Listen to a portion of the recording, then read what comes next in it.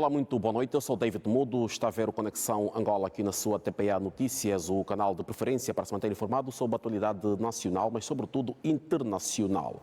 Já sabe que todo o sábado a esta hora aqui neste canal fazemos uma análise da atualidade internacional, justamente para analisarmos as matérias que durante a semana fizeram manchete nas cadeias informativas um pouco por todo o mundo. E para o efeito contamos sempre com a colaboração dos nossos sempre presentes contribuidores, que são os nossos parceiros que nos falam um pouco de todo o mundo e que passo já a apresentar e a cumprimentar na noite de hoje. Assim é que para o Conexão Angola desta noite vamos contar com os préstimos do Wellington Calazans, cidadão brasileiro, jornalista e especialista em comunicação corporativa, a viver atualmente na Suécia, portanto especialista em comunicação corporativa e também trabalha em jornalismo naquele país. Wellington, boa noite.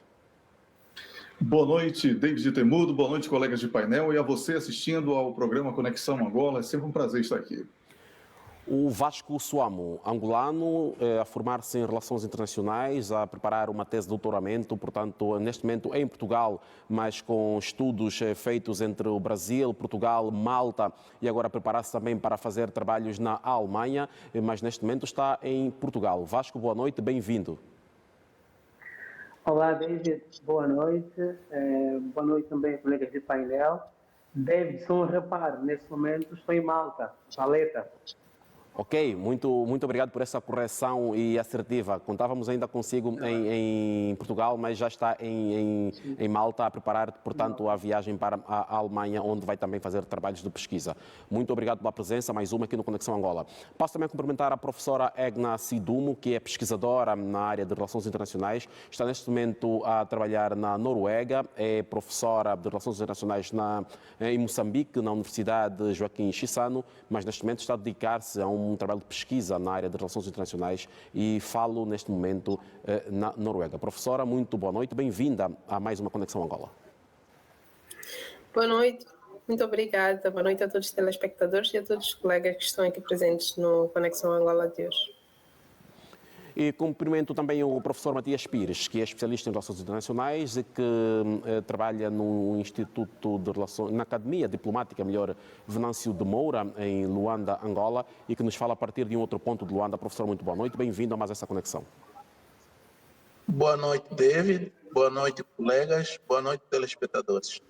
E quero começar o debate de hoje, a conversa de hoje, melhor, com o Vasco Suamo. Vasco, o dia de hoje está a ser marcado pelo anúncio, pelo comunicado tornado público pela presidência angolana na sua página no Facebook, que dá conta de que, sob mediação de Angola, chegou-se mais uma vez a um acordo de cessar-fogo para o leste da República Democrática do Congo.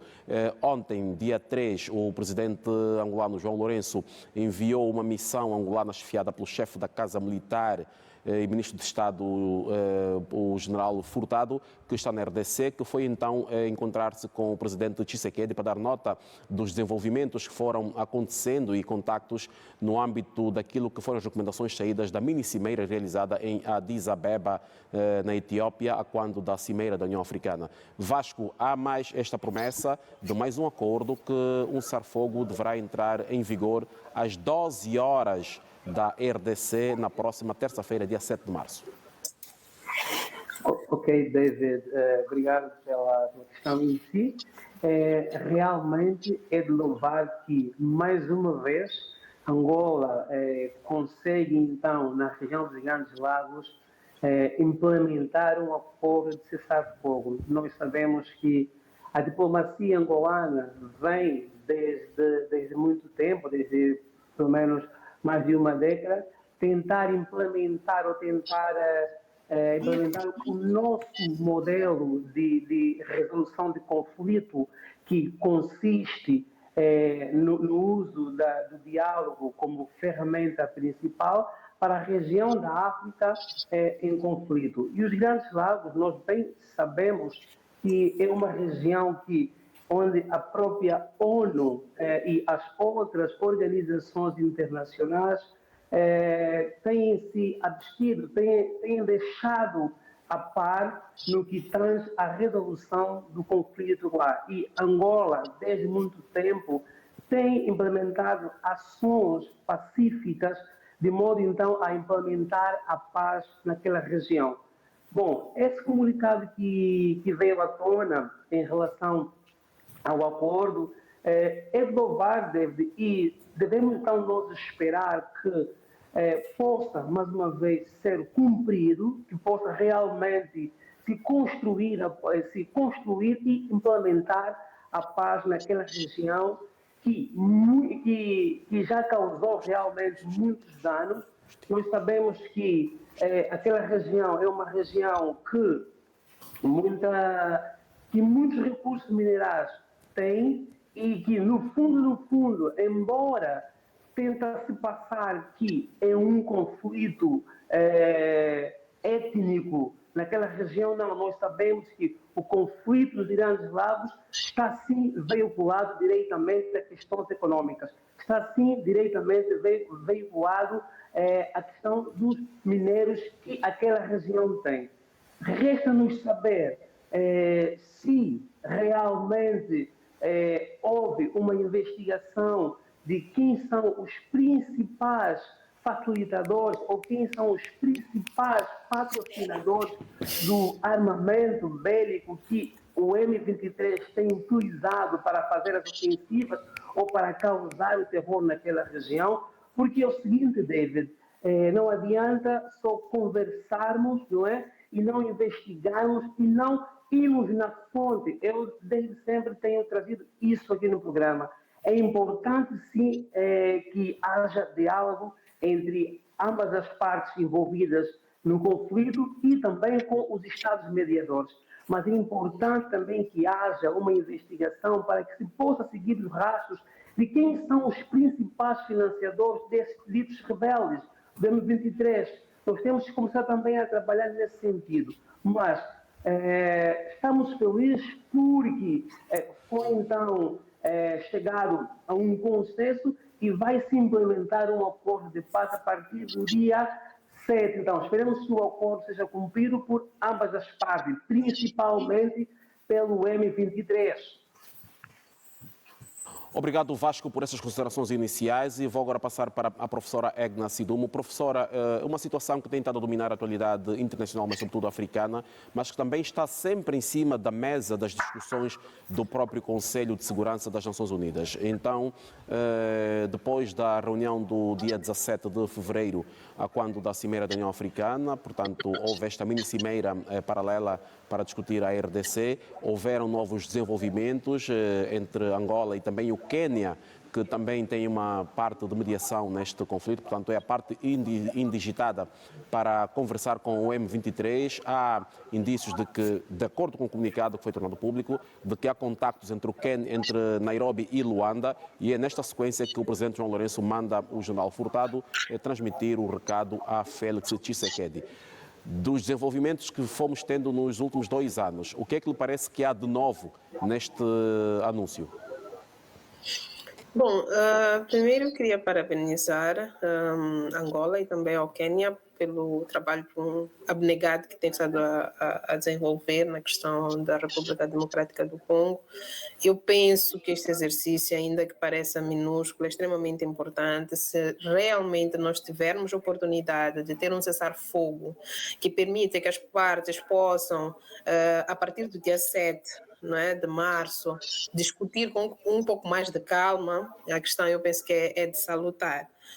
O que é que se pode dizer? O que é que há de diferente aqui? Primeiro é a questão de que problemas africanos devem ser resolvidos com soluções e, quiçá, até, como é que eu diria, equações africanas. Eu penso que isso é extremamente importante. Eu penso que o facto de que na próxima semana, muito provavelmente, e assim esperamos que seja, teremos um cessar-fogo, alimenta muito esta narrativa de que é chegado o momento de termos uma intervenção um pouco maior dos africanos na solução dos problemas africanos. Eu penso que esta é a grande novidade e, apesar de não ser muito nova, ela remete-nos ao comprometimento que os países da região, da SADC, dos Grandes Lagos também têm, o compromisso que começam a demonstrar em relação à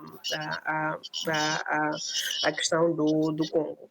Por outro lado, Também é o nível da Cimeira Africana, também é o nível da própria União Africana da Cimeira, não só da Cimeira, o grande evento, mas também da mini Cimeira, e aqui acho que no programa também conversamos um bocadinho sobre a forma como o presidente Tshisekedi tem estado, de certa forma, a minimizar o M23 dentro da grande questão do conflito no Congo. Eu penso que esta é a oportunidade que o presidente tem de voltar, rever um pouco a sua postura em relação a este grupo e aproveitar os bons ofícios de Angola, principalmente também do Quênia, para que o cessar-fogo, que começa na próxima semana, ele possa surtir efeitos e possa criar um ambiente um pouco mais calmo, para ver como é que a situação do Congo, principalmente a situação do M23, se desenrola. As reivindicações do M23, por exemplo, provavelmente, que já estão na mesa e algumas das quais nós já conhecemos, especialmente em relação à integração às Forças Armadas Congolesas e tantas outras que nós temos. Eu espero que, a partir da próxima semana, possam ter um espaço, uma oportunidade, não necessariamente de ser acomodadas pelo governo do Congo, mas que elas possam ser discutidas num ambiente um pouco mais calmo e sem as ameaças que as incursões do M23 estavam a criar ao ambiente todo de paz no país. Muito obrigado, professora Egna Sidumo. Vou passar agora ao Wellington. Wellington Calazans, daquilo que ouvimos do Vasco e também da professora Egna, parece que está-se a encaminhar para um bom porto. Entretanto, o que a gente conhece da prática e do terreno é que o M23 não é o único empecilho para a estabilidade daquela região leste da RDC. O que é que este acordo agora anunciado pode mudar na situação que se vive naquele país já há algum tempo? David, primeiro temos que louvar aí os esforços que estão culminando com o anúncio de um cessar-fogo. Angola como um ator importante neste papel aí de buscar a pacificação, especialmente na região.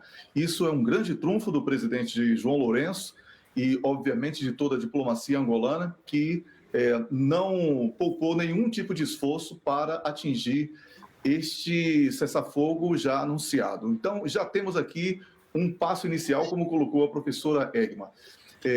Fazendo um pouco também eco às suas palavras, sabemos que não é apenas o grupo M23 que buscava a instabilidade na região, ele era visto como o grupo mais forte, mas não era o único, são mais de 100 grupos, e sendo que 50 deles com um potencial de promover instabilidades. Esperamos que com esse cessar-fogo o ambiente possa ser criado também de impedir que o contrabando das riquezas ali no leste do Congo continue alimentando com armas e outros elementos, pequenos grupos que provocam toda essa instabilidade também.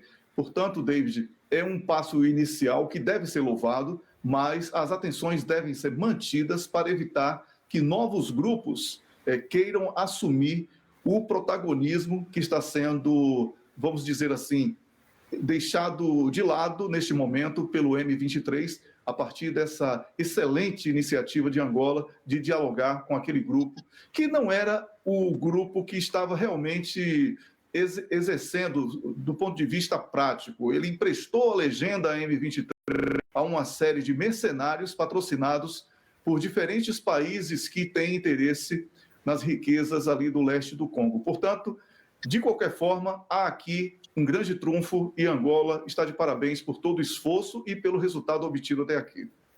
Obrigado, Wellington, por essas considerações também sobre este assunto. Professor Matias Pires, há aqui esta análise mais abrangente e algo profunda por parte do Wellington. Portanto, o M23 aparecia como a legenda maior de um grupo que representa ou representava vários interesses. Portanto, pela primeira vez vemos num comunicado oficial da presidência angolana, que é mandatada oficial pela União Africana e Conselho de Segurança da ONU para mediar este conflito, a menção a conversações diretas com o M23. Portanto, parece que aquilo que já vimos falando há algum tempo aqui no programa, que era a inclusão do M23 na mesa das negociações, parece que algo que de forma diplomática sistemática e a fundo foi acontecendo e finalmente chegou o grande momento. É essa a leitura que também faz? Sim, David, mas permita só felicitar a professora Egna pelo mês de março, que é dedicado às mulheres, e também felicitá-la pelo facto de Moçambique assumir este mês a presidência do Conselho de Segurança das Nações Unidas. Independentemente de todos os defeitos que as Nações Unidas têm, mas enquanto não haver efetivamente uma terceira guerra mundial, as Nações Unidas são uma utopia necessária. Quanto à questão da República Democrática do Congo, efetivamente temos aqui um desenvolvimento que há muito vínhamos advogando, que era a necessidade de incluir o M23 do processo negocial, porquanto é ela que é apontada como a causadora da instabilidade no leste da RDC e que ocupa vilas e algumas aldeias. Há mesmo rotas importantes de acesso a Goma, a capital do Kivu Norte, que estão sob domínio do M23 e só não ocupam Goma, na verdade, por uma questão estratégica, porque força e oportunidade não lhes faltam. Por isso mesmo é que saudamos este passo, porque, tal como disse a professora Egna, isto traduz aquele princípio da União Africana de que devemos ter soluções africanas para os problemas africanos.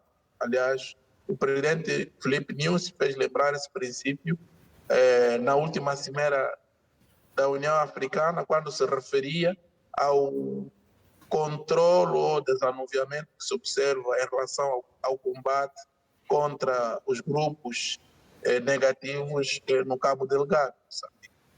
De modo que este passo que foi dado em relação à RDC é importante. Agora, devemos manter o foco, a serenidade, não cairmos em euforia, porque o conflito da RDC está um complexo de tal sorte que vimos observar uma espécie de estafeta. Tanto de tempos em tempos emerge sempre uma nova liderança subversiva, um novo grupo. Lembro-me aqui de pessoas como Lohan Kunda, por exemplo, Tomás Lubanga, Boscon Tanganda, que foram senhores da guerra naquela zona, e hoje temos os líderes do M23, como o Eli Ngoma, que é o porta-voz, ou o Sultani Makenga. Portanto, este passo é importante. Agora, para além da implementação do cessar-fogo, se espera para terça-feira, será necessário depois o governo da RDC estender as mãos para este filho pródigo para, em conjunto, definirem o roteiro para a implementação do cessar-fogo. Porque se eles vão ser aquartelados, se eles vão depor as armas, estas armas têm que ir em algum sítio, alguém tem que cuidar delas. E também é preciso negociar o plano de reinserção dos efetivos do M23. Onde é que serão acantonados, com que meios, quantos deles vão ser desmobilizados, quantos entram no exército único, o republicano, haverá uma espécie de um curdo à moda angolana.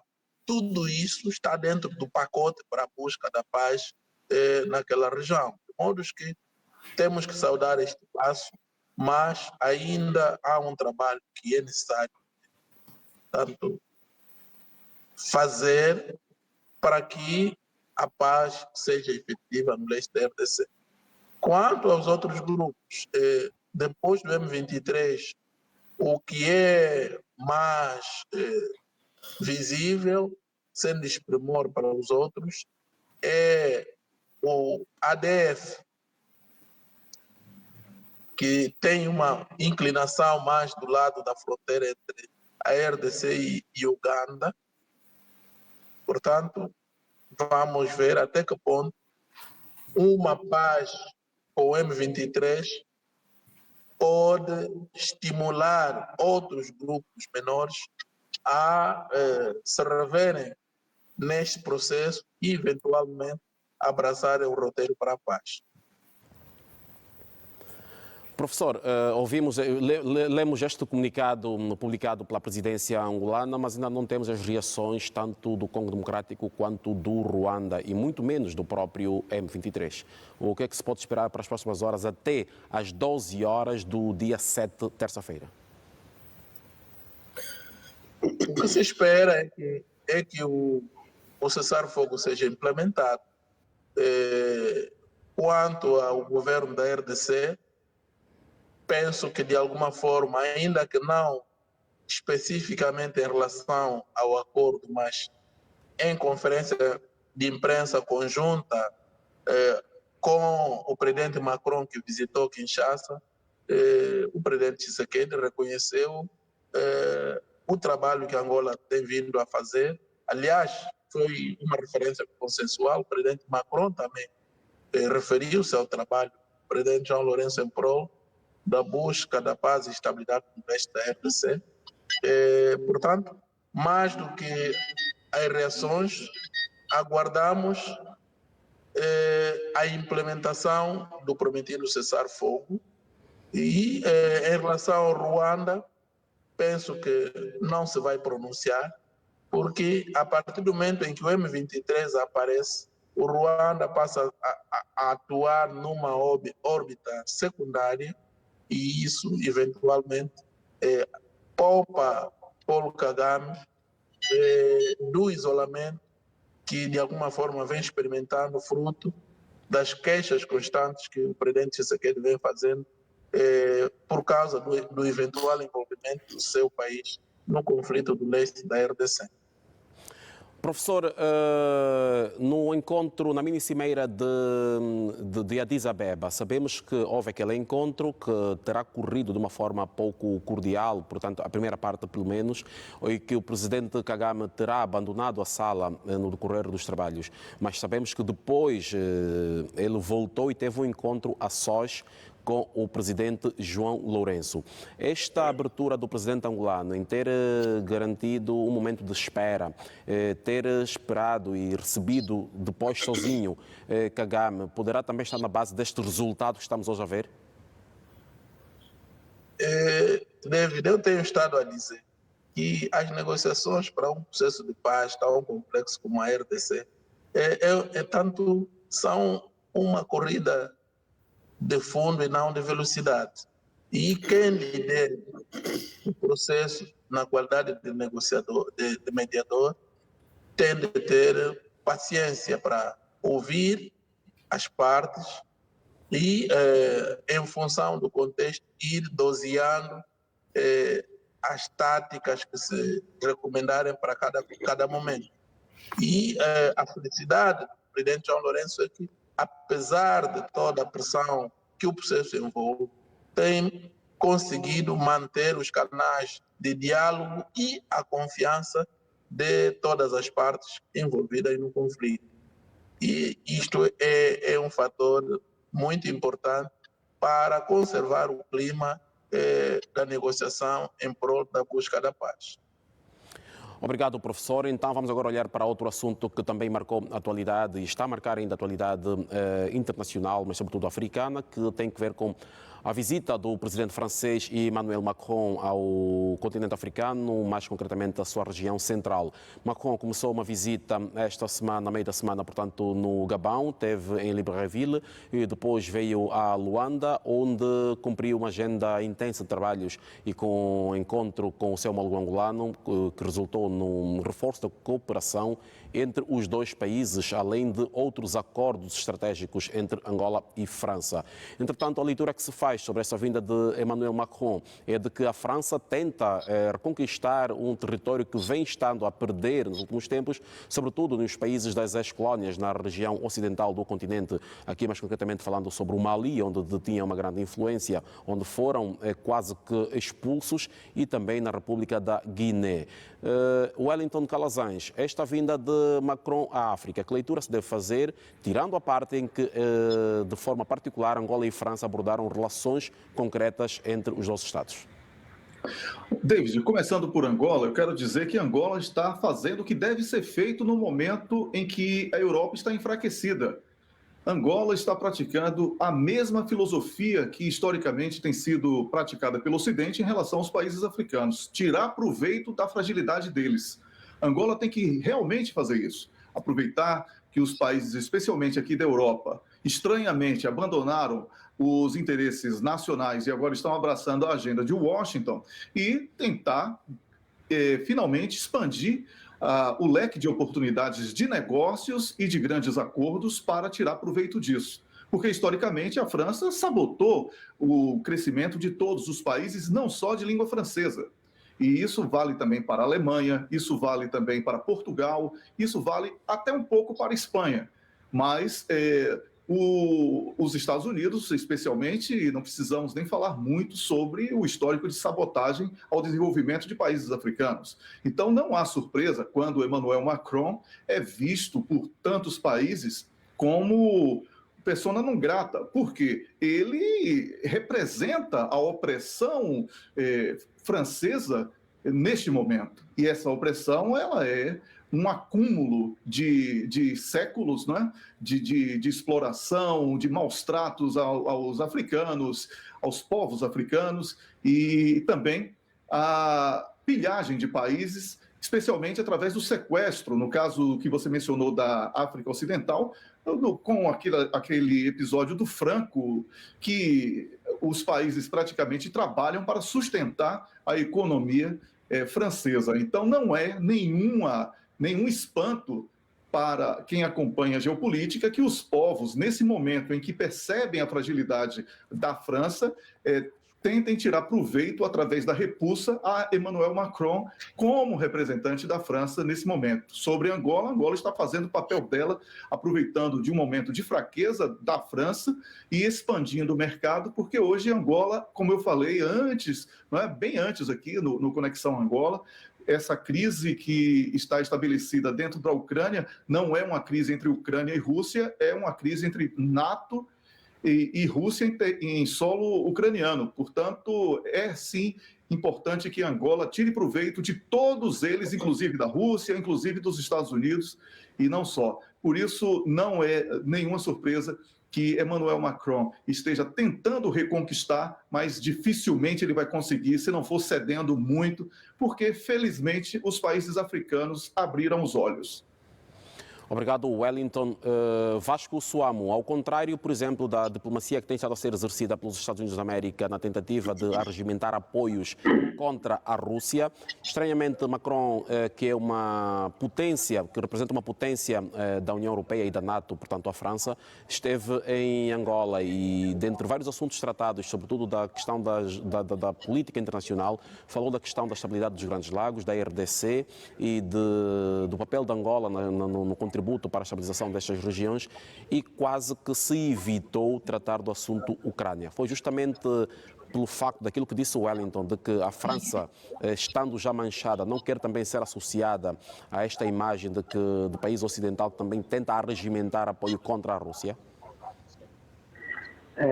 David, em relação à fala do presidente Macron, no que concerne ao parabenizar os esforços de Angola para encontrar um caminho para a paz dos Grandes Lagos, vale aqui reforçar que Angola tem conseguido há anos por mérito próprio. Então, todos os presidentes ou chefes de Estados que forem para Angola, esse será o mesmo discurso, dizer que parabenizam Angola pelo esforço da paz.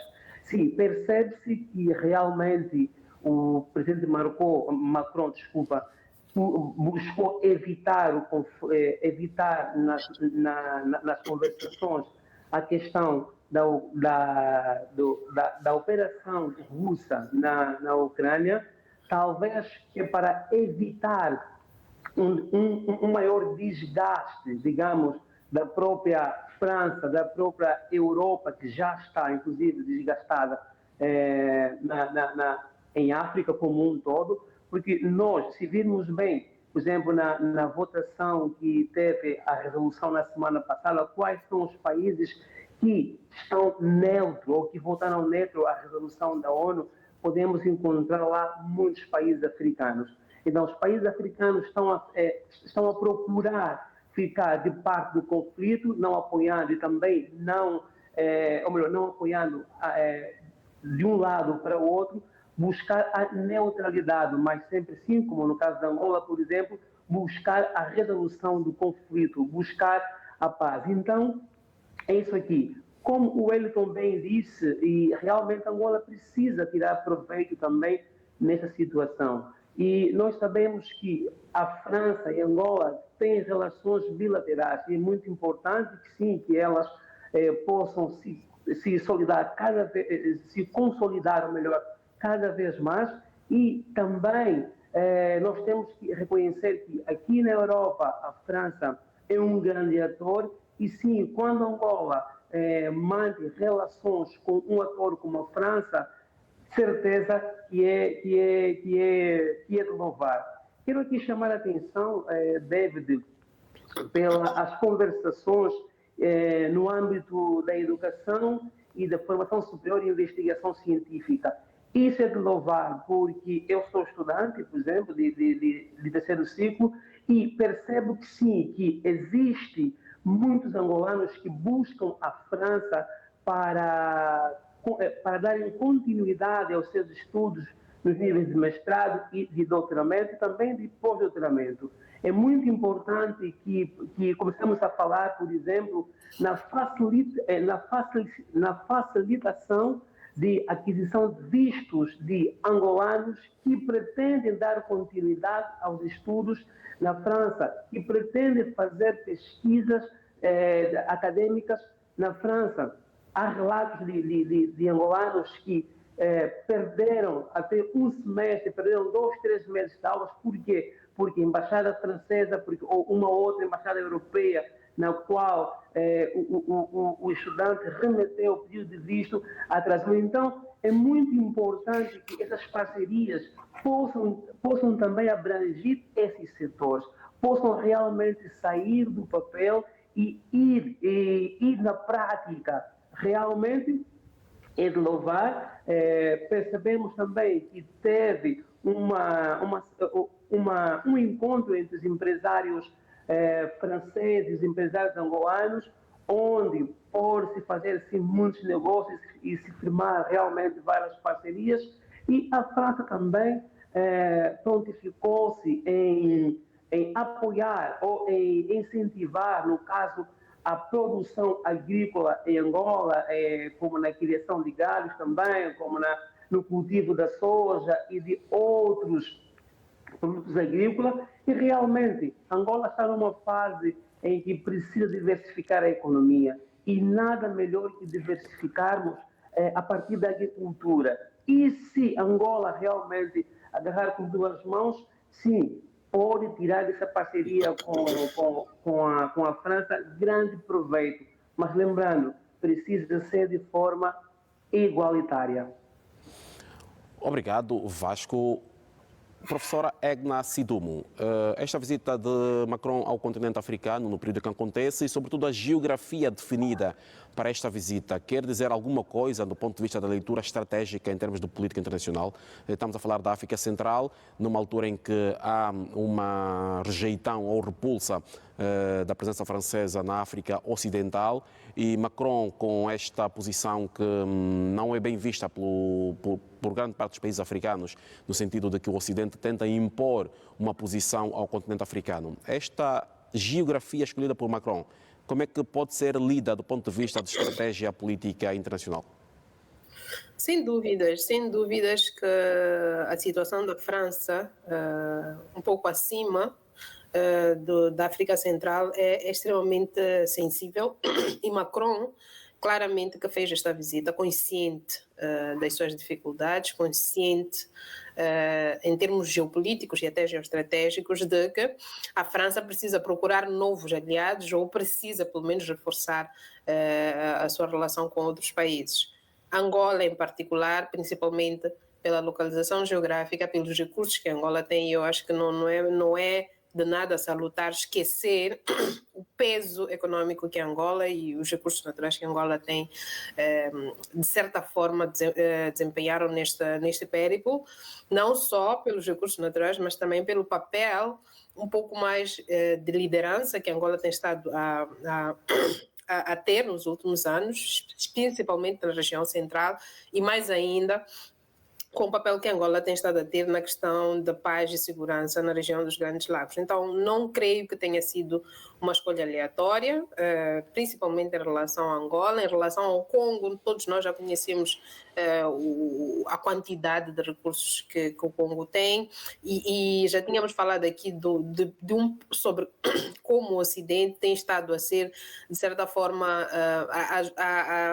a desempenhar um papel distante em relação ao Ruanda, que é um líder ou que já demonstrava capacidade para liderar a região, e o facto de não ter visitado não necessariamente o Ruanda, mas sim a República Democrática do Congo, também é um sinal sobre como é que a França ou provavelmente outros países ocidentais podem estar a olhar para a questão da liderança na região da África Central. O Gabão continua a ser aquele país que parece não ter ainda se juntado à onda muito agressiva em relação à França nos últimos anos, e eu penso que faz parte, obviamente, da estratégia francesa. Agora, sem dúvidas de que há muito trabalho que a França terá que fazer, porque até aqueles países que não demonstram alguma repulsa em relação à política externa francesa de forma direta, claramente estão conscientes de que a França não tem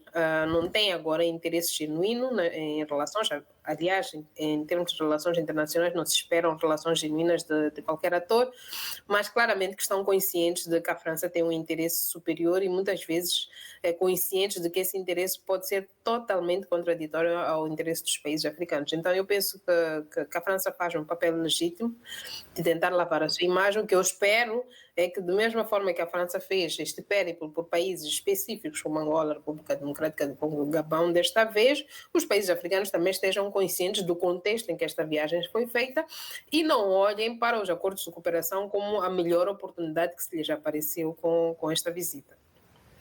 Obrigado, professora. Vou passar para o professor Matias Pires. Professor, aqui há a necessidade de se fazer aqui uma leitura um bocado mais profunda e com alguma amplitude. Tem que ver com o seguinte, portanto, Emmanuel Macron é tanto o terceiro estadista francês a visitar o nosso país. Das vezes que isso aconteceu, mesmo ainda ao tempo da presidência de José Eduardo dos Santos, vários acordos já foram feitos entre os 12 Estados e vimos mais 4 instrumentos importantíssimos serem rubricados agora com a presença de Macron em Luanda. A quando da visita de João Lourenço a Paris, em 2018, dentre as várias conversas que foram mantidas e acordos também rubricados, houve também a manifestação do presidente angolano de Angola aderir à comunidade internacional da francofonia. Na prática, em que é que se pode traduzir esta relação de quase 40 anos entre Angola e França, fora do setor petrolífero, que sabemos que é o que mais une as relações entre os dois países? David, permita que faça um parênteses antes de entrar na sua questão, para tocar num aspecto que discutiram com os colegas há pouco, tem a ver com o contexto da visita, se olharmos para a situação da Ucrânia. É importante dizer que, apesar de a França ser membro da NATO, se nós olharmos o comportamento de países do seu nível de abordagem na NATO, vamos constatar que não têm tido uma posição de grande firmeza em termos da condenação ação da Rússia. Vimos Macron em Moscou, naquela famosa mesa de Putin. Também é de Macron que se conhece a afirmação segundo a qual não se poderia humilhar a Rússia. E é importante também olhar que a França, historicamente, sempre teve algumas reticências em alguns dossiês da NATO. É evidente que, por causa do princípio Pacta Sunt Servanda, e tendo em conta as responsabilidades políticas que a França tem, quer como membro permanente do Conselho de Segurança, quer como principal potência militar da Europa, tanto do espaço da União Europeia, também obriga-se, portanto, a alinhar-se com os seus aliados da NATO, mas, no fundo, há aqui algumas reticências em relação a uma posição mais assertiva de condenação à Rússia. Em relação às relações da Angola-França, elas tanto já fazem 41 anos, foram formalizadas, o Acordo Geral tanto é de 1982. O nosso primeiro embaixador na França foi o embaixador Luís de Almeida, de feliz memória, naquele mesmo ano. Com os 4 acordos assinados ontem, totalizam-se 30. E se olharmos para o contexto de cooperação entre os dois Estados, é verdade que a França detém, através da petrolífera Total, pouco mais de 40% da cota de produção de petróleo de Angola. Mas observamos, fruto destes acordos, que já não estão só no setor de produção, mas também entraram na distribuição. Já vemos bombas de abastecimento, tanto com a marca francesa. O David fez essa cronologia das visitas havidas. O presidente Nicolas Sarkozy esteve cá em 2008 e o presidente François Hollande em julho de 2015. E o presidente João Lourenço visitou a França em maio de 2018, uma visita muito marcante que incluiu um discurso no Parlamento Europeu em Estrasburgo, para dizer que há vários domínios.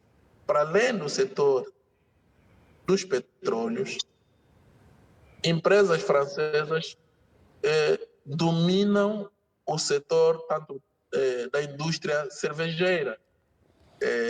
E aqui é um setor que emprega muita gente, não apenas ao nível de empregos diretos, mas também de empregos indiretos. A fábrica principal de produção de embalagens, tanto garrafas destas bebidas, também é de produção de uma empresa francesa. Aliás, segundo estatísticas, operam em Angola 60 empresas francesas e 45 empresas angolanas de capitais franceses, estando a residir atualmente no país 2.000 cidadãos franceses. Portanto, temos este contexto de cooperação entre a França e Angola. Uma outra nota que se deve também adicionar em relação aos que os colegas disseram é que a Europa, fruto desta dupla crise, primeiro a crise da Covid e agora a crise resultante da intervenção russa na Ucrânia, já muito vem estudando mecanismos para se aproximar à África, porque estima-se que a Europa venha a enfrentar crise, mesmo incluindo crise alimentar, e a África oferece essa oportunidade. Como a sua zona tradicional de influência em África, que é, sobretudo, da linha do Equador para cima, enfrenta alguns desafios, a relação com a Argélia não é boa. A relação com o Burkina Faso, o Mali e a República Centro-Africana degradou-se consideravelmente.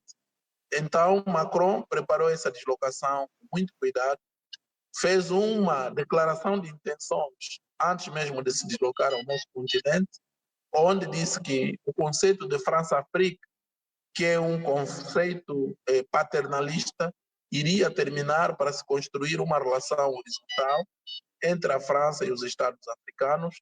Prometeu uma reforma em relação à cooperação militar, no sentido de as bases militares no Senegal, na Côte d'Ivoire, no Tchad e no Gabão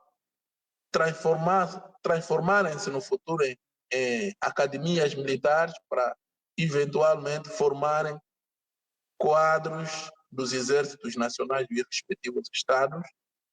Não ficou claro o posicionamento de Macron em relação à base militar no Djibouti. De modo que há esse pensamento e, ao mesmo tempo que no Gabão, Emmanuel Macron animou a conferência sobre a bacia do Congo, que é a segunda maior do mundo, para além da bacia do Amazonas, e a França tem interesse nesse tema do ponto de vista da sua imagem internacional, a sua reputação internacional, por causa dos acordos de Paris, o chamado COP21, e em Angola veio tratar das questões concretas ligadas à agricultura. Portanto, vai se produzir bens agrícolas e da pecuária que possam entrar no mercado francês e europeu com padrões de qualidade daquilo que as empresas francesas produzem lá, eventualmente com menor custo, porque nós temos condições naturais favoráveis.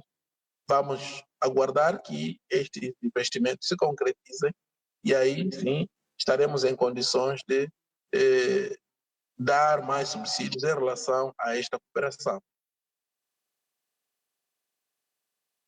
Estratégica, propriamente dita. O presidente João Lourenço, em dezembro, em entrevista à Voz da América em Washington, falou da necessidade de perspectiva de Angola aderir para a tecnologia militar da NATO. Muito se especulou que Angola pudesse começar a adquirir material bélico dos Estados Unidos da América, mas a NATO, portanto, é esse bloco que engloba estes mais de 30 países. A França é, portanto, uma potência militar também a nível da Europa e no seio da própria NATO, e já há uma cooperação militar também com a França, se assim se pode dizer, entre Angola e a França. Parece-lhe que também será um outro ponto a explorar, embora pouco ou nada se tenha dito nesse sentido? Bom, existe um acordo militar entre Angola e a França. Como sabe, matérias sobre cooperação militar encerram sempre alguma sensibilidade, de modos que não é de todo fácil entrar em pormenores, mas há esta possibilidade da cooperação, não apenas ao nível do armamento, mas ao nível, por exemplo, das marinhas, ao nível da patrulha da costa oeste africana, onde a França tem interesses e às vezes há o risco da pirataria marítima. Portanto, ao nível da segurança marítima, pode haver aqui um espaço entre as marinhas francesa e angolana e outros setores do domínio militar. Mas há uma deixa também do David em relação à intenção de se aderir à Organização Internacional da Francofonia. Não ouvi declarações públicas a respeito. Pessoalmente, como alguém que estuda essas matérias, não sou favorável, mas se for a vontade dos políticos, nós devemos respeitar. Mas a Organização Internacional da Francofonia, que é liderada pela antiga ministra dos Negócios Estrangeiros do Ruanda, a madame Louise Mushikiwabo, penso que não acrescenta muita coisa em relação à possibilidade de uma boa cooperação bilateral entre Angola e a França. Professor, ainda falando sobre este assunto, justamente fazíamos uma reflexão esta semana à volta do mesmo, porque, curiosamente, quando se tenta argumentar o facto de Angola ter países muito próximos que têm como língua oficial o francês, eu lembrava que também temos, por exemplo, uma fronteira com 2 países de língua inglesa, e também ao tempo do primeiro-ministro Boris Johnson, João Lourenço também falou que estaria em aberto uma possibilidade de maior cooperação e adesão à Commonwealth, numa altura em que a própria presença e afirmação da CPLP ainda tenta se concretizar. Não seriam muitas misturas de assuntos por resolver quando, como disse o professor, esta adesão à francofonia pouco ou nada acrescentaria ao nosso país?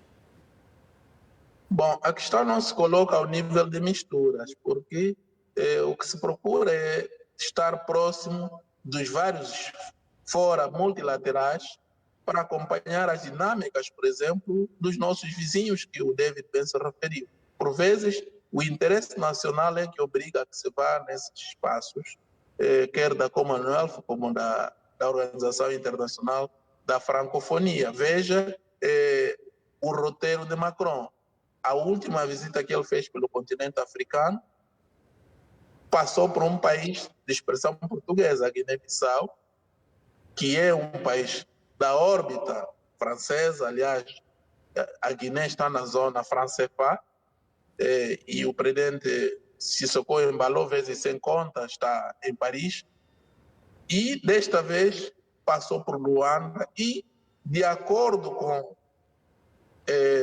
a diplomacia francesa, Angola tem cerca de 4 milhões de cidadãos que ou falam francês ou percebem muito bem.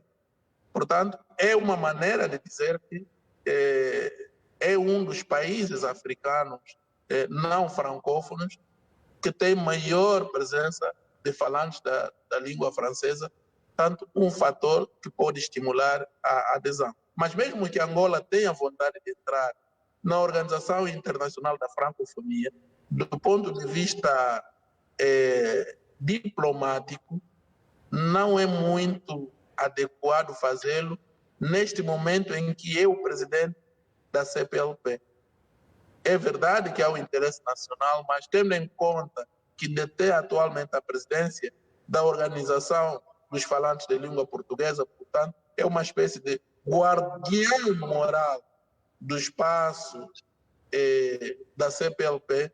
Penso que, do ponto de vista de tempo, me parece não ser o momento ideal para se discutir esse dossiê da adesão à Organização Internacional da Francofonia. Mas, como disse, essa é apenas uma opinião que vale o que vale, e qualquer pensamento estratégico que for tomado pelos decisores, nós devemos obedecer. Obrigado, professor. Volto agora ao Vasco Suamo. Vasco, há uma semana assinalou-se 1 ano da operação militar especial russa na Ucrânia. Entretanto, assim em letras garrafais, pode-se dizer que sem vencedores nem perdedores. Pois é, realmente, David, já lá se vai 1 ano desde que começou o conflito entre a Ucrânia e a Rússia. Realmente nós conseguimos perceber que atualmente a Rússia está no 10º pacote de sanções imposto pela União Europeia e, pelo que tudo indica e pelo que até é divulgado na comunicação social, inclusive do Ocidente, não estão a dificultar a Rússia ou a economia russa como se esperava. Isso dá a entender que as sanções não estão mesmo a funcionar, tanto mais é que estão até agora no 10º pacote. E, ainda assim, mesmo a Ucrânia receber dos seus parceiros ocidentais uma gama de materiais bélicos para fazer frente às ofensivas russas, e nesse 1 ano nós conseguimos perceber que, querendo ou não, a Ucrânia está a sofrer, que a Ucrânia está literalmente a perder a guerra. Espera-se que na primavera a Ucrânia possa fazer uma grande defensiva com os famosos tanques vindos da Alemanha e de outros estados ainda, mas, no meu entender, David, os estados do Ocidente sabem com quem estão a lidar, que é com a Rússia. Querendo ou não, eles sabem que, no campo de batalha, dificilmente a Rússia será derrotada.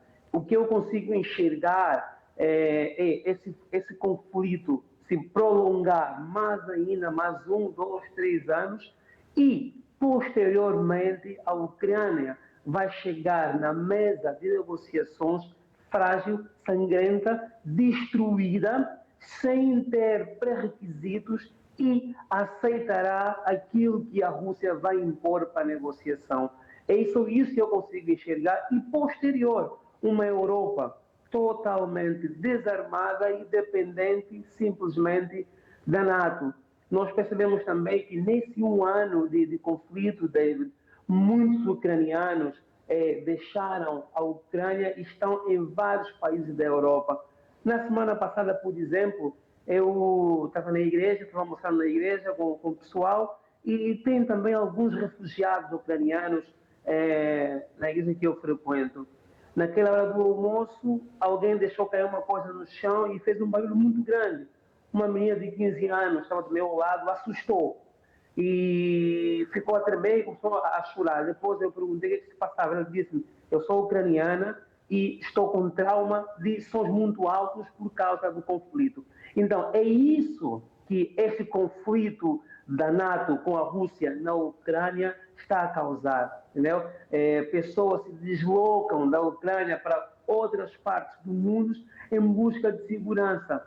E isso poderia muito bem ter sido evitado lá no começo, mas não, nós percebemos que existem sim alguns atores na esfera internacional interessados nesse conflito. Então, neste 1 ano, percebeu-se que a Rússia continuará, e os objetivos da Rússia lá do começo são totalmente diferentes dos atuais. E eu tenho a certeza que, ou melhor, dá para vermos que a Rússia jamais se vai deixar dobrar, jamais se vai deixar aniquilar ou perder esse conflito.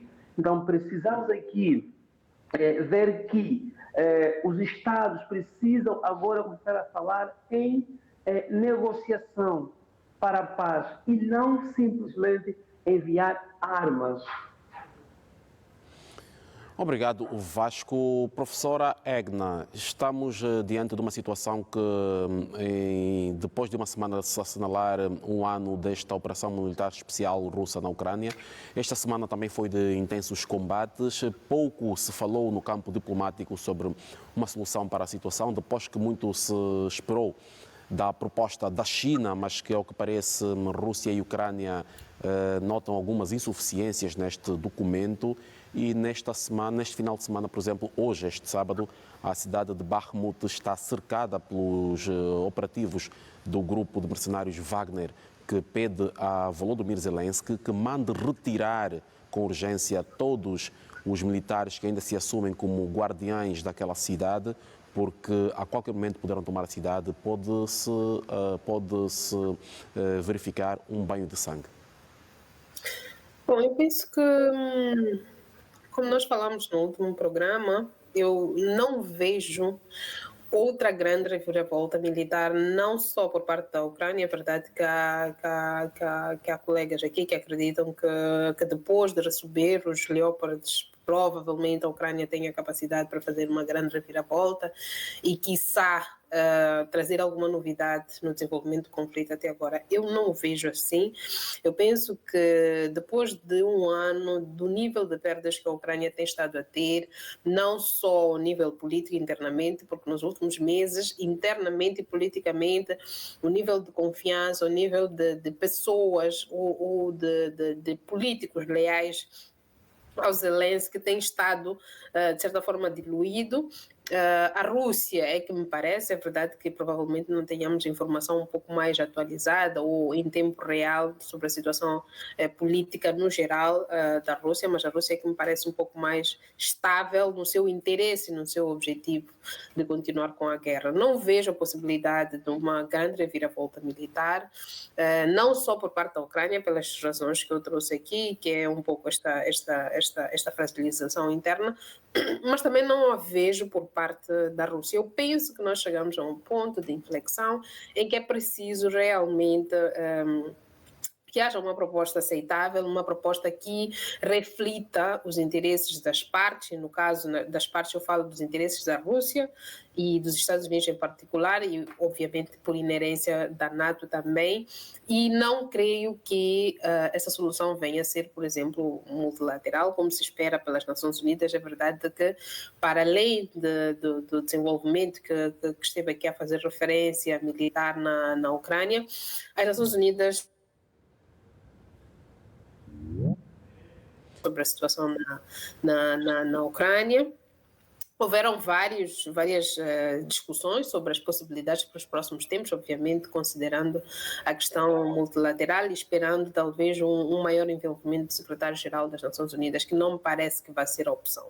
O que eu acho que vai e deve, ou que provavelmente vai acontecer, é que encontremos um interlocutor válido nos próximos tempos. É verdade que há quem não acredite na possibilidade da China, pelas razões até legítimas sobre o alinhamento da China com a Rússia e com outros países, mas eu penso que nós teremos que encontrar um interlocutor válido que possa ser o elo de ligação e que possa ser não só o elo de ligação, mas aquele que vá considerar os interesses norte-americanos e os russos. Não vejo como o conflito pode dar uma grande reviravolta militar, não vejo o conflito a crescer muito mais do que cresceu, não espero perdas militares muito maiores do que aquelas que nós tivemos, menos ainda perdas territoriais, especialmente por parte da Ucrânia. O que eu penso é que nós realmente chegamos num ponto de flexão e ainda que tenhamos dificuldade e próprias até do processo de resolução do conflito, nos próximos tempos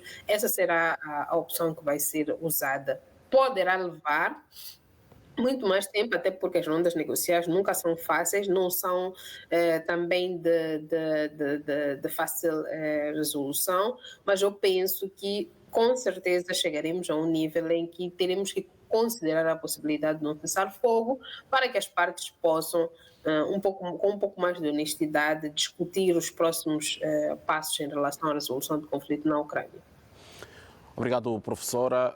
Professor Matias Pires, esta situação que já leva um ano teve como um protagonista de algum peso durante algum tempo a Turquia e o seu presidente Recep Tayyip Erdogan, mas que agora tem uma presença pouco ativa nas conversações sobre o conflito, porque o seu país também está a braços com uma situação de catástrofe natural depois do terremoto que deixou mais de 55 mil mortos.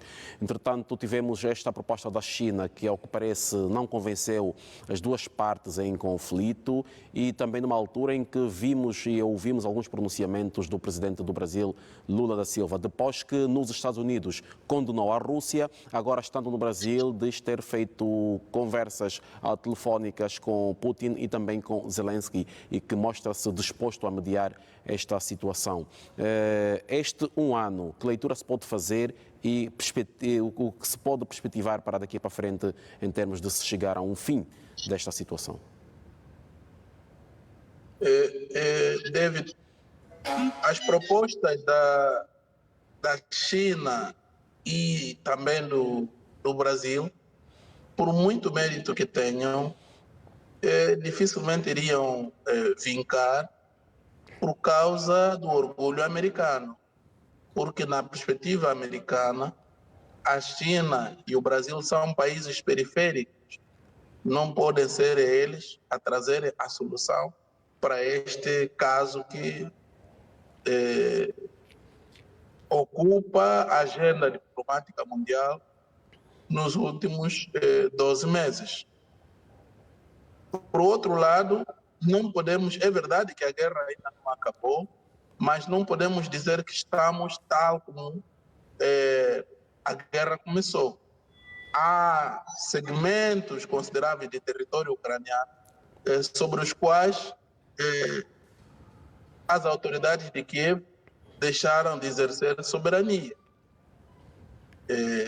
Vimos os casos de referendos que foram promovidos, podem ser questionados, mas o que é facto é que a Ucrânia não exerce soberania plena sobre estes territórios.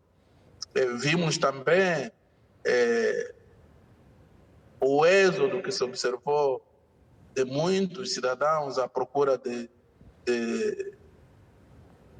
países por onde se possam escapar da fúria e dos horrores da guerra. Em relação a Erdogan, bom, o David acabou por responder à questão. Em nome do interesse nacional, não fazia nenhum sentido, depois daquela tragédia que eu tenho estado a chamar de fim do mundo, o presidente Erdogan virar-se para esta questão, porque a partir do momento em que o país é atingido por aquela envergadura, e lembramos-nos que depois o país observou algumas réplicas nos dias seguintes, esta questão da Rússia, pelo menos por enquanto, tornou-se uma questão periférica. E por isso mesmo, por exemplo, a Finlândia aproveitou este momento especial da Turquia para mobilizar vontade junto da União Europeia e também dos seus aliados da NATO para que ela seja admitida na NATO. Em relação à Suécia, houve uma certa prudência, mas se olharmos para o balanço global, temos que olhar para o facto de a Aliança Atlântica que apoia a Ucrânia ter interesses divergentes. Vimos a longa luta para a decisão que seria no sentido do envio dos tanques Leopard. Estamos a ver uma Europa ocidental mais empobrecida em relação ao período anterior à guerra, com níveis de inflação a subirem de forma considerável, que vão naturalmente contribuir para o elevar do desemprego e também, eventualmente, poderá estimular a queda de governos. Nós também constatamos que, ao nível dos Estados Unidos, o discurso é, de alguma forma, redondo, um discurso com uma ambiguidade estratégica. Os americanos dizem uma coisa, mas, no momento de agir, procuram colocar-se ao mesmo patamar ou, se calhar, até empurrar a Europa para tomar dianteira em determinadas posições. E, mais uma vez, voltamos ao exemplo dos tanques. Para os Leopard era preciso enviar com a máxima urgência, mas para os tanques americanos surgiram muitos porquês e, portanto, a América quer aproveitar esse desgaste da Europa para agigantar-se mais uma vez. Obrigado, professor. Wellington Calazans, rebuscando aqui as palavras do Vasco Suamo. Passado um ano, 10º pacote de sanções e a Rússia mantém-se firme, demonstra ter capacidade em termos humanos, técnicos e táticos, e as sanções, ao que parece, não estão a funcionar de acordo com aquilo que eram as pretensões do Ocidente. David, as sanções hoje são armas russas contra o próprio Ocidente. O efeito bumerangue já está comprovado. Tudo aquilo que foi aplicado, e é por isso que está na 10ª sessão de sanções, vamos chamar assim, que se fosse com algum êxito, a primeira e a segunda teriam sido suficientes. Porque todos falavam que a retirada da Rússia do sistema SWIFT iria destruir a economia russa, e hoje o sistema SWIFT é que começa a ser visto com algum medo por parte de grandes investidores, porque, na verdade, a transferência de valores, sobretudo na relação comercial de commodities, ela precisa estar lastreada de alguma maneira, e apenas planilha de Excel pode não sustentar determinadas operações. Ou seja, os bancos que usam o SWIFT dos países ocidentais passam a ser vistos como bancos inseguros. Então, David, isso é apenas um exemplo das grandes derrotas e do grande efeito bumerangue das sanções. Acontece que, quando falamos agora de tanques, a imprensa faz uma propaganda gigantesca, mas essa mesma imprensa esquece que falou até com o mesmo ímpeto sobre javelins. Eu recordo que essa expressão, esse artefato bélico, era mencionado nas emissoras portuguesas de cadeias internacionais. Assim, era a refeição dos 3 turnos, né? Nessas emissoras. Javelin, eu só ouvia isso. Parecia que era o fim da Rússia. E não fez nenhum efeito. Agora, os tanques. Que tipo de situação poderá transformar, reverter essa luta que está acontecendo, se o grande desafio da Ucrânia hoje passa, inclusive, por formação de quadros, cada vez mais perdendo quadros, não existem quadros ucranianos suficientes para o manuseio, e com isso não dá para falar sobre possibilidade de reação dos ucranianos. Então, David, eu percebo que o que sustenta hoje essa situação na Ucrânia é a propaganda, mas a propaganda não dá resultados práticos. E aí eu pego um pouco do que o Vasco e o próprio professor Matias falaram sobre inflação, desemprego, instabilidade, porque os protestos que não são noticiados, eles já estão acontecendo, e especialmente na França, na Alemanha, muitos protestos contra o apoio a esta guerra na Ucrânia.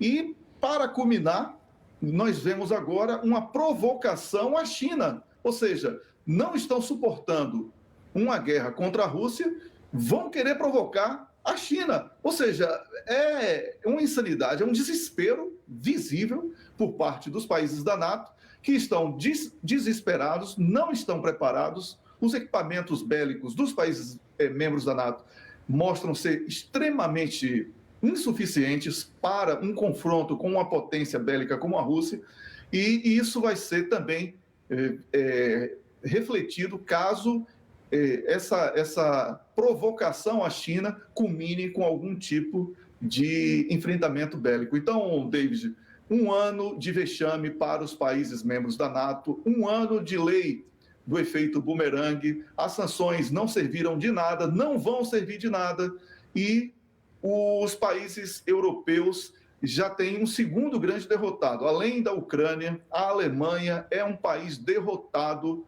por causa de 1 ano de erros estratégicos, abandonou os interesses nacionais, abraçou uma agenda pró-norte-americana, e o povo alemão vai pagar muito caro por isso.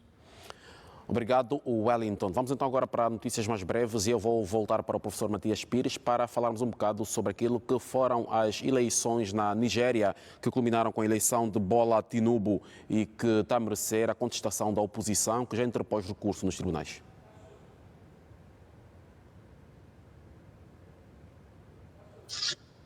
Sim, as eleições na Nigéria ocorreram no dia 25 de fevereiro.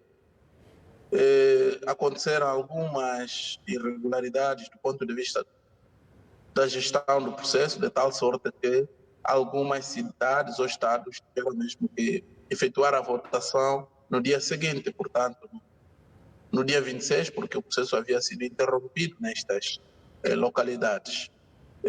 Estavam inscritos 90 milhões de eleitores, mas as urnas apresentaram-se apenas pouco mais de 28 milhões, tanto menos de 1/3.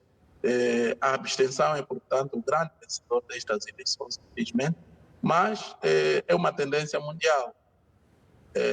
A democracia mundial está em crise. Em relação aos resultados, a vitória, portanto, recaiu para o candidato do partido no poder, o senhor Bola Tinubu, que obteve cerca de 8 milhões de votos, e os derrotados, tanto Atiku Abubakar e o outro senhor, tanto a soma deles perfaz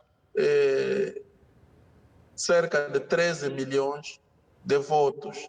Portanto, se tivéssemos em eleições legislativas, estava a dizer no off, eles poderiam fazer uma geringonça e deixar cair Bola Tinubu. De modo que isto significa dizer que, apesar de ser eleito nos termos da lei, tem uma legitimidade muito limitada, Bola Tinubu, e terá que trabalhar no sentido de conquistar esta confiança por parte dos cidadãos nacionais nigerianos. Há processos a decorrerem nos tribunais. Ainda bem que a Nigéria recorreu aos mecanismos legais para contestar, tanto refiro-me aos candidatos derrotados, e não como temos vindo a observar, às vezes, em certas zonas do nosso continente em que o resultado é contestado na rua. Uma outra nota que é importante também aqui adicionar em relação ao processo nigeriano tem a ver com o perfil de Bola Tinubu. Ele, enquanto governador de Lagos, teve alguma mácula, é contabilista de profissão, formado nas universidades americanas. Ele tem 71 anos, mas aparenta, pelo menos em termos de fisionomia, aparenta ter mais idade. Espero que ele tenha robustez física suficiente para não repetir o cenário que vimos observando do presidente Buhari, que muitas vezes teve que deixar o país para procurar assistência médica, às vezes até levando meses. Portanto, estamos em crise de tempo, é a pequena nota que eu posso deixar. E se o David me permite, eu queria também, por outras razões, tanto profissionais, deixar o resto da emissão para os colegas, se me permite. Professor, muito obrigado e justamente agradecemos pela presença e pode-se certamente deixar o nosso painel, que vamos também terminar já dentro de instantes, mas já agora queria que nos deixasse a sua nota positiva ou negativa da semana. A minha nota negativa tem a ver com notícias que nos chegam da Tunísia, onde há ondas de racismo e de xenofobia contra cidadãos africanos originários da zona mais a sul do continente, tanto os negros, que provocaram até uma nota de repúdio da União Africana. A nota positiva tem a ver com a visita do presidente Macron ao nosso país, porque ela associa-se a muitas outras de grande peso, como foram os casos do ministro dos Negócios Estrangeiros da China, ministro dos Negócios Estrangeiros da Rússia, o rei da Espanha e também altos funcionários do governo americano. Portanto, o conjunto destas visitas traduz a importância crescente de Angola a nível internacional e, portanto, não podia passar despercebido. Muito obrigado. Professor, muito obrigado e boa noite. Professora Egna Sidumo, de forma sintética, vamos olhar aqui para aquilo que foi a conferência de imprensa concedida pelo presidente Paul Kagame esta semana. Ficou durante mais de 4 horas a falar para os jornalistas e o assunto da presença militar ruandesa em Moçambique esteve em cima da mesa. Portanto, o Paul Kagame, de forma muito inteligente, respondeu às questões com meias respostas e também confirmou que, além da polícia e militares ruandeses que estão a operar em Cabo Delgado, há também um grupo de segurança privada a operar em Moçambique. Bom, sim. Tive a oportunidade de ver essa entrevista e mais do que... Não sei se temos muita coisa a dizer em relação a isso. A expansão das forças ruandesas em Moçambique é visível. É verdade que por parte das autoridades moçambicanas nunca houve um reconhecimento oficial ou uma informação oficial, mas as tropas ruandesas começaram, se não me engano, com 1000 homens em 2021, quando chegaram a Moçambique. Numa conferência de imprensa, creio que em Dubai, não tenho agora a ciência clara, o presidente Kagame confirmou, informou que as tropas já chegavam aos 3.000 e nunca houve uma informação à parte de Moçambique. E agora, nesta nova conferência de imprensa, para além dos efetivos militares, o Ruanda confirma que existem também empresas de segurança privada. Não há grandes novidades em relação a isso, já se esperava. É preciso também reconhecer um pouco do papel que as forças ruandesas têm estado a desempenhar em Moçambique. Obviamente que há várias discussões à volta desta presença ruandesa em Moçambique, mas não há dúvidas sobre a expansão bem visível no terreno das forças ruandesas. Em relação às forças de segurança, embora o presidente ruandês não tenha dado detalhes sobre em que área que essas forças de segurança operam, eu iria especular, obviamente que sem grande informação, que elas estão diretamente ligadas ao interesse da volta da Total e de outras empresas do setor petrolífero, que nos últimos tempos têm estado a fazer todos os movimentos para ver se voltam a operar em Moçambique nos próximos tempos. O presidente da Total esteve em Moçambique nos últimos tempos. Há um trabalho que está a ser feito por um consultor internacional contratado pela Total para aferir as condições humanitárias que foram degradando-se depois do ataque à Palma. Então, existem vários movimentos. Há um exercício claro em Moçambique para tentar trazer a Total de volta às operações e, por inerência da Total, uma série de empresas internacionais que, obviamente, precisam operar num ambiente de segurança. Então, não é de todo novo.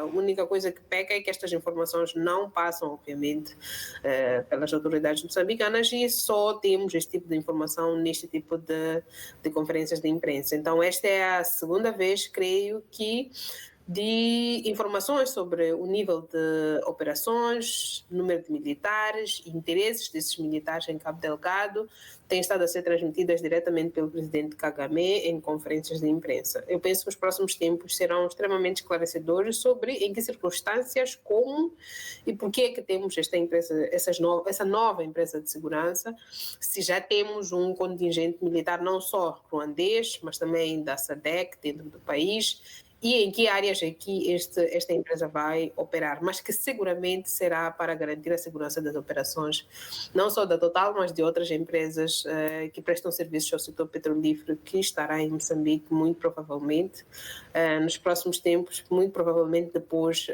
do relatório que está a ser agora produzido sobre a questão humanitária. É preciso talvez dizer, mesmo para terminar, que Moçambique está expectante para receber esta informação, para retomar as operações da Total e muito provavelmente dentro deste contexto que faz estes exercícios prováveis de contratar empresas de segurança privada para garantir a segurança das áreas que vão precisar. Obrigado, professora. E já que está no uso da palavra, pedia-lhe que nos passasse o seu positivo e negativo da semana. Bom, eu penso que o positivo, sem dúvidas, é este que nós tivemos já nas últimas 24, 48 horas sobre a possibilidade do cessar-fogo intermediado pelas autoridades angolanas, cessar-fogo no Congo. Eu penso que a próxima semana será de grande euforia, será uma semana extremamente importante, não só pela possibilidade de termos esse cessar-fogo, mas por termos a oportunidade de inaugurar uma nova fase na busca da paz e da segurança na região dos Grandes Lagos e, por inerência, na região da SADC também. O negativo, eu penso que no momento em que começamos a discutir a possibilidade, ou pelo menos não discutir, mas que estamos muito expectantes sobre a possibilidade da resolução do conflito entre a Ucrânia e a Rússia, tivemos um encontro entre o presidente norte-americano Biden e também o chanceler alemão Scholz, em que mantiveram uma posição de contínuo financiamento à guerra. Eu penso que este é um negativo, não necessariamente, provavelmente para todos, mas para quem tinha uma expectativa de que o primeiro ano de conflito traria um pouco mais de responsabilidade em relação aos próximos tempos na Europa, quando temos um alinhamento entre os Estados Unidos entre os Estados Unidos e a Alemanha, que tem um papel extremamente importante na Europa, acabam segurando um pouco as expectativas que nós temos sobre a paz. O maior financiamento que foi anunciado para as tropas para a Ucrânia demonstra uma situação de força que não é necessariamente benéfica para uma solução pacífica a partir de agora. Obrigado, professora. Vou agora passar para o Wellington Calazans. Wellington, o seu positivo ou negativo da semana, mas queria que em 30 segundos falasse um bocado sobre a questão da Guiné-Bissau, que teve uma situação política nesta semana, que foi a possibilidade do líder da oposição, portanto o líder do PAIGC, finalmente conseguiu sair do país.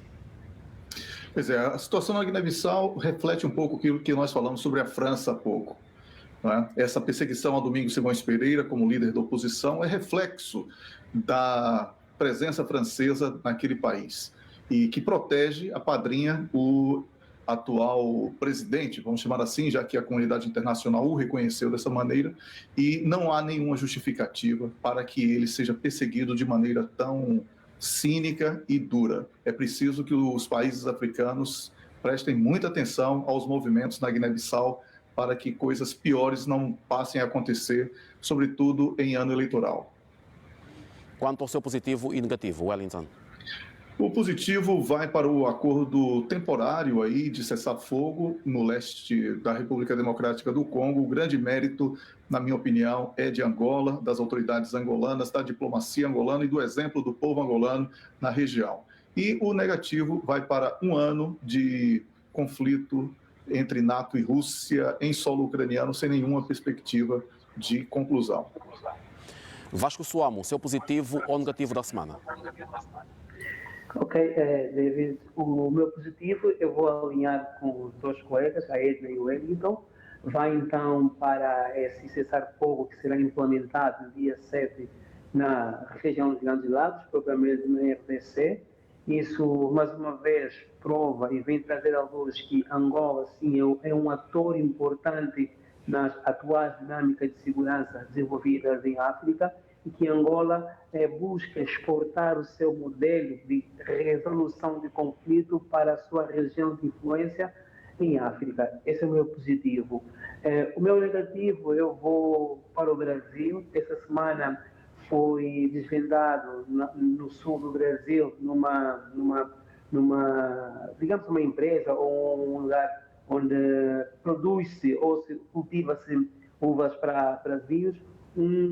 Algumas pessoas ou brasileiros que eram oriundos da Bahia, do Nordeste do Brasil, em situação de serviço de escravo. É muito triste, chocou o Brasil inteiro e acredito que a justiça brasileira é sim capaz de averiguar o que realmente aconteceu e que realmente investigue-se e os responsáveis sejam punidos. Obrigado, Vasco. Resta-me então agora agradecer a todos os nossos convidados desta noite. Já nos deixou o professor Matias Pires, que nos falava a partir de um outro ponto de Luanda, e tenho aqui a despedir agora do Vasco Suamo, que nos falou a partir da ilha de Malta, na Europa, o Wellington Calazans a partir de Estocolmo, na Suécia, também na Europa, e a professora Egna Siduma a partir de Bergen, na Noruega, também Europa. Aos três, o nosso muito obrigado e boa noite pela presença e contamos estar conectados a vós na próxima semana neste mesmo canal. Boa noite. Resta-nos agradecer a si também, caro telespectador, pela preferência da sua audiência aqui no nosso Conexão Angola. Já sabe que este programa é feito para si todo o sábado a esta hora neste canal, justamente para analisarmos a atualidade internacional. O nosso objetivo aqui é debater os assuntos que marcaram a semana em notícias a nível do mundo, para ajudá-lo a si e aos seus a criarem as suas próprias opiniões sobre os assuntos que dominam o mundo. Boa noite. Até a próxima semana aqui na sua TPA Notícias.